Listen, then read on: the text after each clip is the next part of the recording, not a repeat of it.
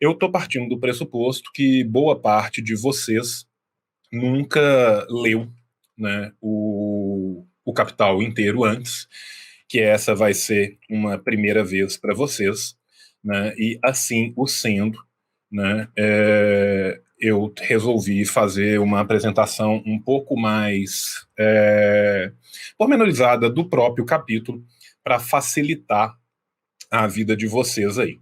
O que acontece é o seguinte, gente, né? Nós estamos aqui hoje para falar do capítulo 4, transformação do dinheiro em capital, né? E eu vou acompanhar um pouco com vocês o capítulo 4, trazendo um brevíssimo, minúsculo entrada do que vem antes, né? Só para a gente pensar, né? Então, assim, qual que é a, a base do regime capitalista? Qual que é a base da análise do capital? Né? É a análise das relações de produção da sociedade capitalista no seu aparecimento, no seu desenvolvimento e no seu posterior declínio. Né? Esse vai ser o núcleo que vai constituir o principal do Capital de Karl Marx nos seus 3 volumes. Né? A gente pode pressupor, então, né, que a base do regime burguês é a propriedade capitalista sobre os meios de produção. Ora, essa propriedade capitalista sobre os meios de produção é a propriedade privada dos capitalistas, propriedade que não provém do trabalho e que é utilizada para exploração dos operários assalariados. Né? Nós temos a caracterização clássica feita por Marx, que eu trouxe aqui, que é do Crítica do Programa de Gotha, né?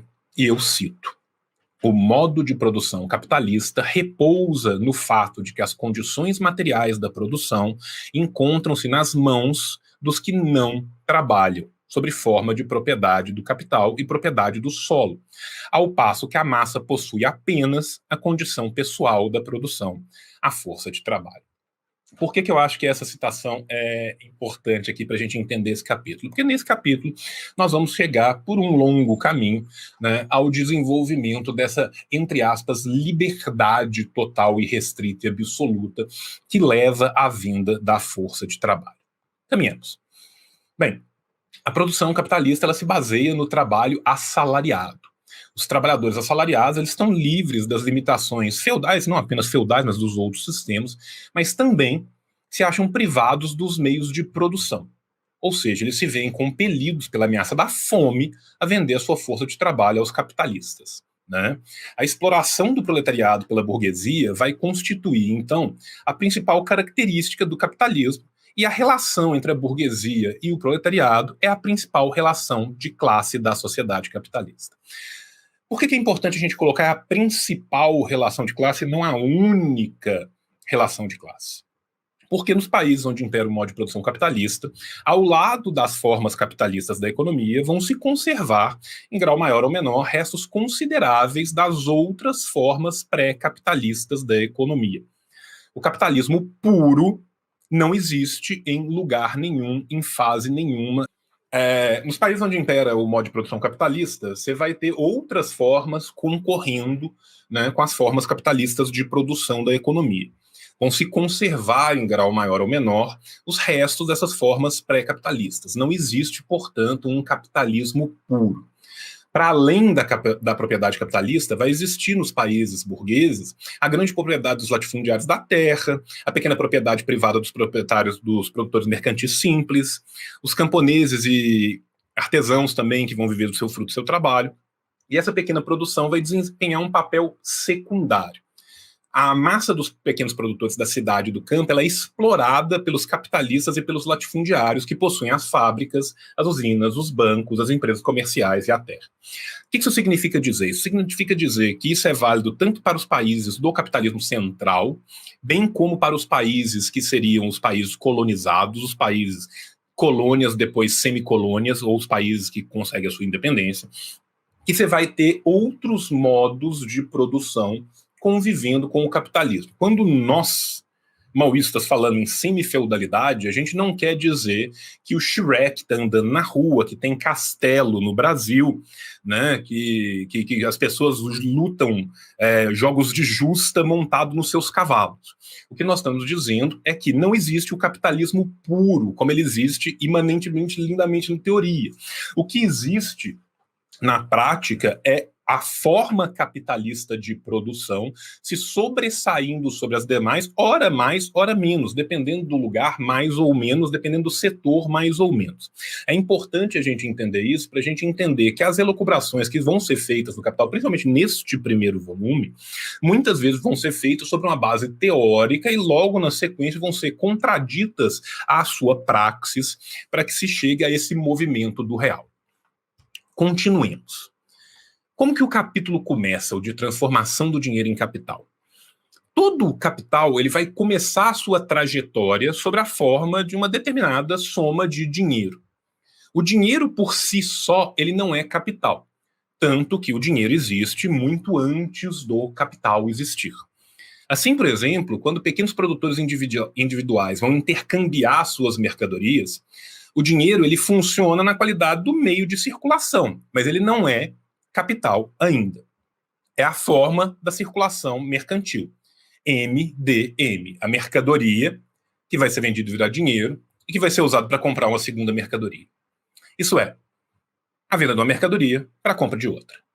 O dinheiro transforma-se em capital quando ele é usado com o fim de explorar o trabalho alheio. A forma geral do capital é DMD, é o inverso.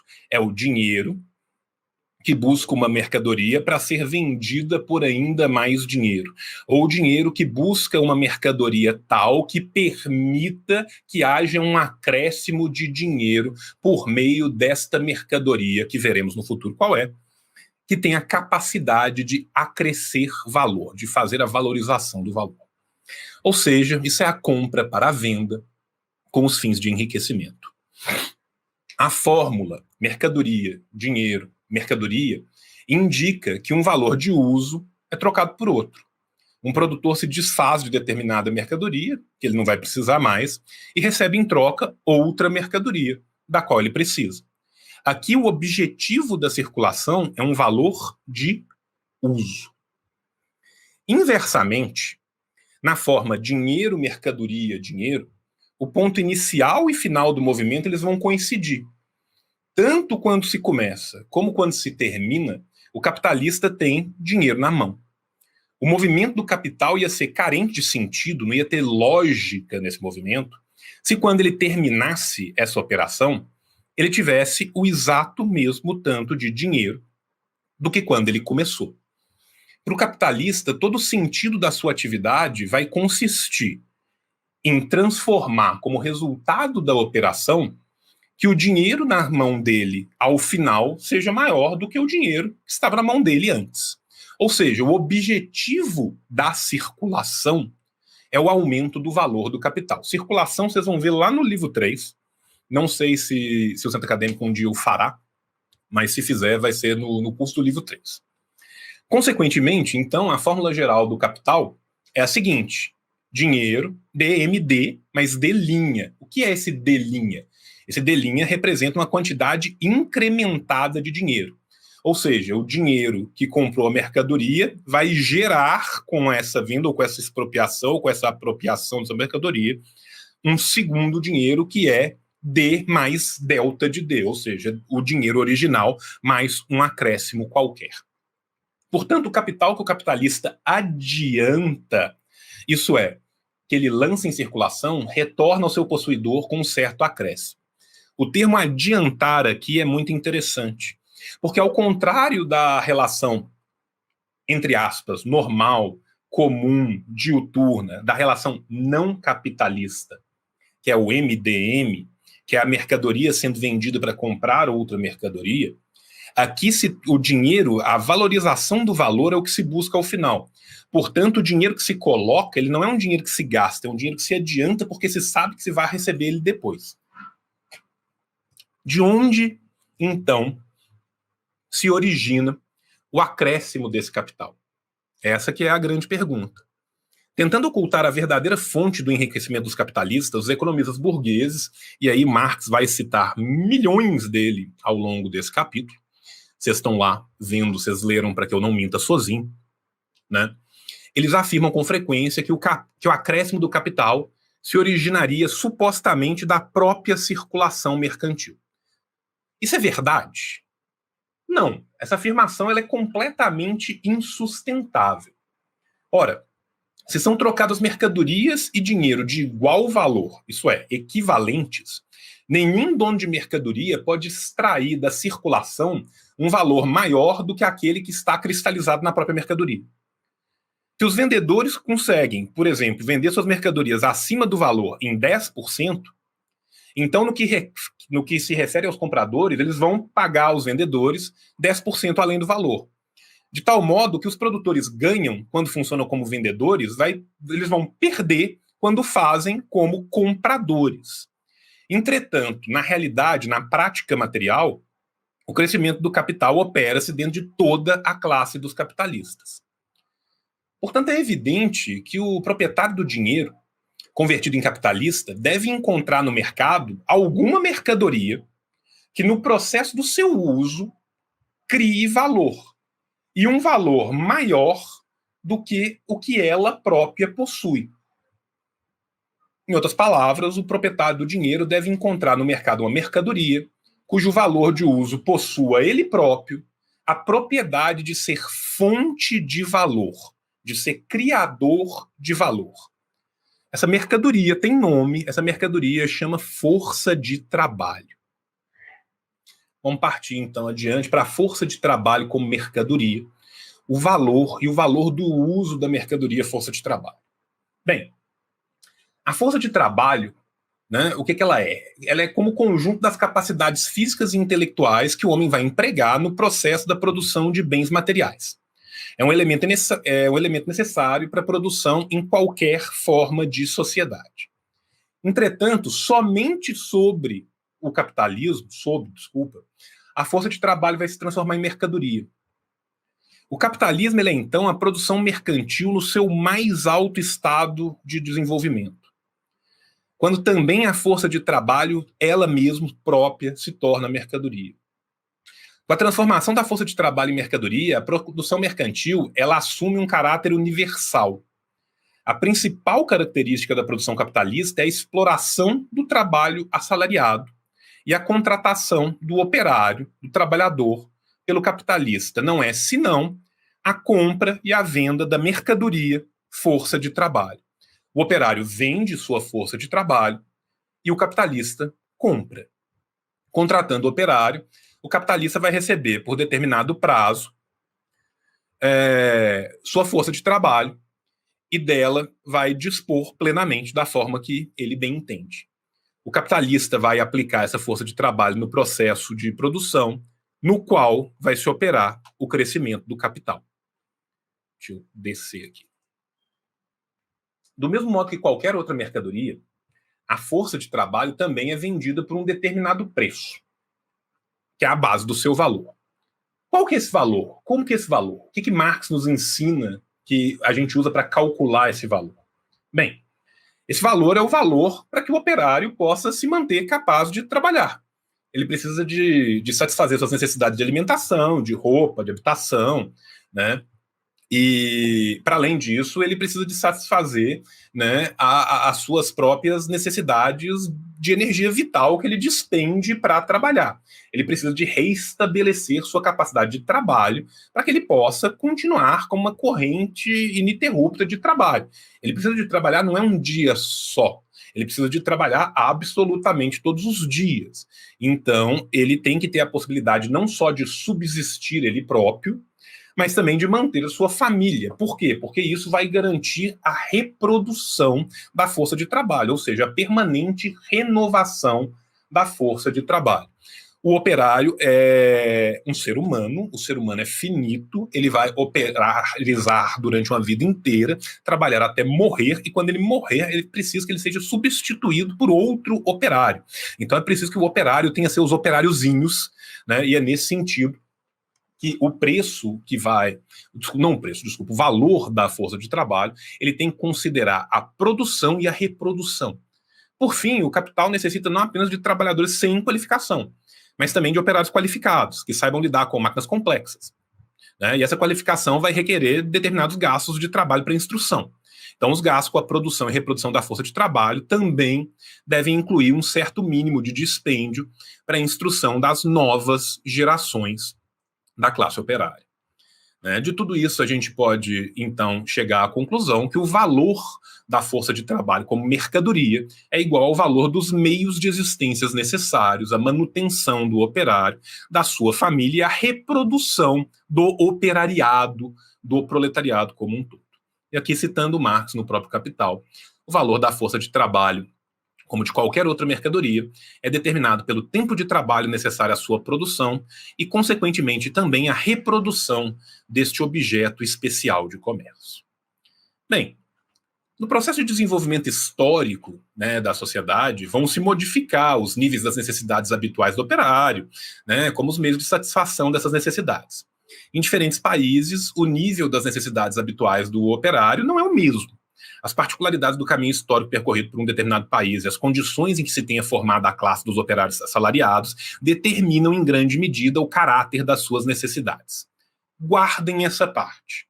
Essa parte vai ser muito importante para a gente pensar um pouco depois sobre colonialismo, que é o exercício que eu quero fazer a partir dessa leitura aqui do capítulo. As condições climáticas, outras condições naturais também vão exercer, obviamente, certa influência sobre o consumo do operário em alimento, em roupa, em habitação. Isso aqui é só porque, né, para a gente deixar claro que menino Marx não dá ponto sem nó e que lembrou dessas pequenas bobagens. Bem, voltando. Na composição do valor da força de trabalho, não entra apenas o valor dos objetos de consumo necessários ao restabelecimento das forças físicas do homem, mas também as despesas para a satisfação de determinadas necessidades culturais do operário e da sua família. Necessidades que decorrem das condições sociais em que vivem e são educados os operários.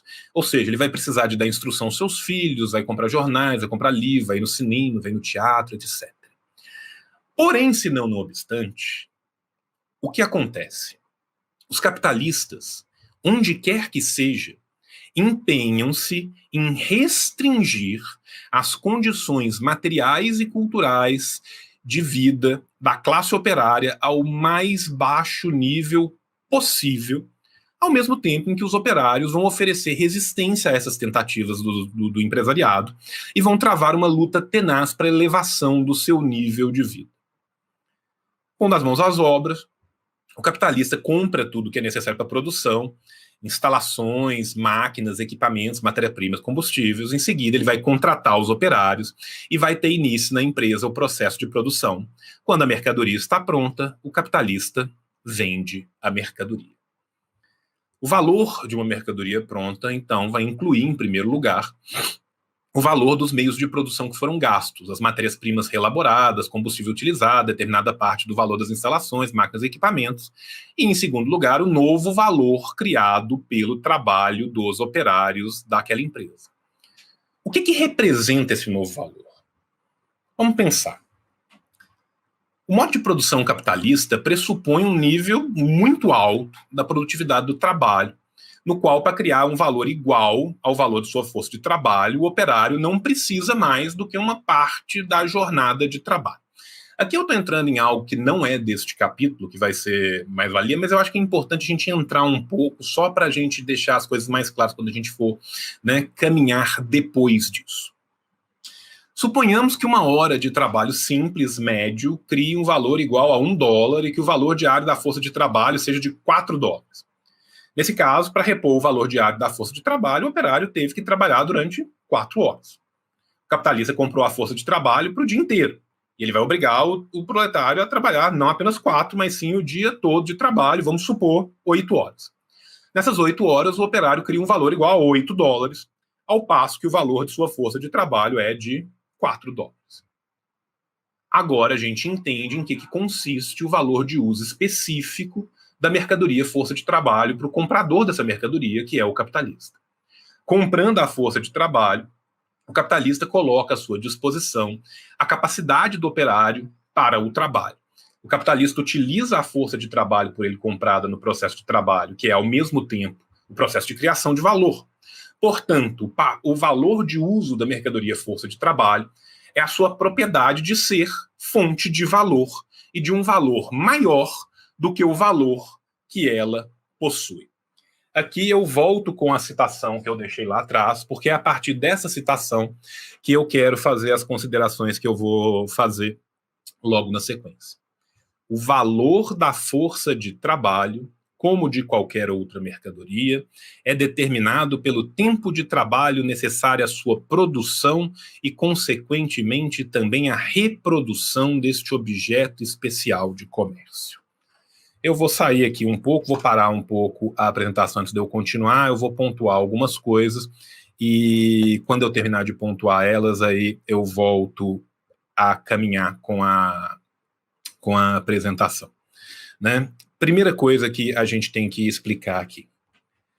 Para que o capitalista e o operário possam se encontrar no mercado, livres, leves e soltos, ambos os dois, num ponto em que um é obrigado a vender o seu trabalho e o outro está mais do que apto a comprar este trabalho, isso não aconteceu do dia para a noite. Eu vi que alguém perguntou se os slides vão ser disponibilizados. Vão sim. Isso não aconteceu do dia para a noite. Isso não aconteceu por um fortuito, né? Isso é fruto de um longo processo histórico. Processo histórico este que libera as massas populares cada vez mais do acesso à terra, do acesso aos bens, do acesso a qualquer meio de produção. Quando a gente fala que o trabalhador é livre, a gente quer dizer que ele não tem condição nenhuma de sobreviver, a não ser que ele venda a sua força de trabalho. Se ele não vender a sua força de trabalho, ele não sobrevive. É nesta situação que ele foi colocado historicamente, foi colocado contra sua vontade, foi colocado pelos poderes alheios e acima dele, que ele se vê forçado a vender a única coisa que lhe sobrou, que é o seu próprio corpo, que é a sua própria força de trabalho, que é o seu próprio si, né? E aí a gente tem que entender também que isso vai causar uma relação com o trabalho, que é uma relação alienante com o trabalho. Alien, né? Quando a gente fala alien, o que é o alien? É o ET, é o outro, é o completamente diferente? Alienar é exatamente isso. É uma relação de outridade completa. Ora, se o que torna o homem homem é, de fato, a sua capacidade de, ao imiscuir na natureza, alterá-la, a sua capacidade de trabalhar, a sua capacidade de modificar o mundo à sua volta, esse trabalho alienado significa que o homem não se percebe homem naquele trabalho, o homem não percebe aquele trabalho como seu. Por quê? Porque esse trabalho é prostituído. Esse trabalho é forçado à prostituição, esse trabalho é dado a outrem de forma obrigatória, porque, né, venhamos e convenhamos, a liberdade de não passar fome, né, a liberdade de... É aquela coisa, o liberalismo é cheio de liberdades, né, principalmente a liberdade que o rico e o pobre têm de dormir embaixo de pontes. Né, essa é a grande liberdade que o liberalismo entrega para os homens. Essa é a liberdade do capitalismo, a liberdade que você tem de ou trabalha ou morre, para 99,9% desse sistema, todos nós que aqui estamos, salvo se tivermos dentro de nós algum grande capitalista que viva de rendas, né? Que, lembrando, né, gente, capitalismo não recebe salário, capitalismo tem lucro, tem renda, né? São outras categorias completamente diferentes. Então, assim, a não ser que temos aqui lordes fundiários da terra ou grandes capitalistas, vocês todos, assim como eu, né, nós todos temos que trabalhar, porque se a gente não trabalhar, a gente não vive, a gente não se mantém. Isso é um processo histórico. E esse foi um processo histórico que ocorreu, né, primeiramente na Europa. Pois muito bem. Esse processo histórico, obviamente, ele tem suas consequências. Qual é a sua consequência? A grande fundação da nossa modernidade, né? E a construção do modo capitalista, primeiro na Europa, que depois seria exportado para o resto do mundo por via do colonialismo e do imperialismo. Quando isso acontece na Europa, isso acontece de uma forma em que eu crio um valor, como a gente foi visto aí, para a força de trabalho, que é o valor mínimo para a sua manutenção, ênfase no mínimo. Tá? O que significa o valor mínimo para a sua manutenção? Significa que se você não quiser trabalhar por aquilo que te mantém vivo, alguém o fará. porque a pessoa quer se manter viva e você talvez não, né? Então, isso tira a opção. Tanto que esse valor é sempre achatado e a tendência dele é de achatar ainda mais, né? E a criação dos exércitos de reserva, né, vão fazer com que esse valor fique abaixo do mínimo, né? Se a gente tem tanta gente aí que está disposta a trabalhar por menos do que vai ser necessário para ela sobreviver, porque ele acha que ele consegue comer um pão de sal por semana e continuar trabalhando. Enquanto ele não morrer, os capitalistas estão pagando, né? Bem, isso acontece na Europa. Vamos dar um passo além agora, vamos sair um pouco da Europa e vamos pensar como que essa ideia da construção deste valor foi operacionalizada pelas empresas, pelas indústrias coloniais, pela, pelo empreendimento colonial. Eu estou com a cabeça cansada, gente, eu pensei uma outra palavra aqui, pelo empreendimento colonial, tá? De todos os países, tá? Não precisa achar, tipo assim, mas foram só as colônias, foi só o Raj britânico que fez isso? Não. Foi só o Império Ultramarino francês que fez isso? Não. Foi só o Império Ultramarino português? Não, todos, tá? Eu quero agora dar um passo além, a gente sair um pouco da Europa, voltando, focando nessa ideia que eu falei, né, desse valor da força de trabalho, para pensar como que a ideia que é falsamente vendida de missão civilizatória e falso erro dessa missão civilizatória, essa tentativa de se criar nas colônias um espelho às avessas do que seria as metrópoles, é uma farsa, e como que o empreendimento colonial se baseia no que ocorreu na Europa para criar nas colônias uma situação ainda pior, uma situação ainda mais desumana que force que o valor da força de trabalho nas colônias seja ainda mais baixo do que na metrópole.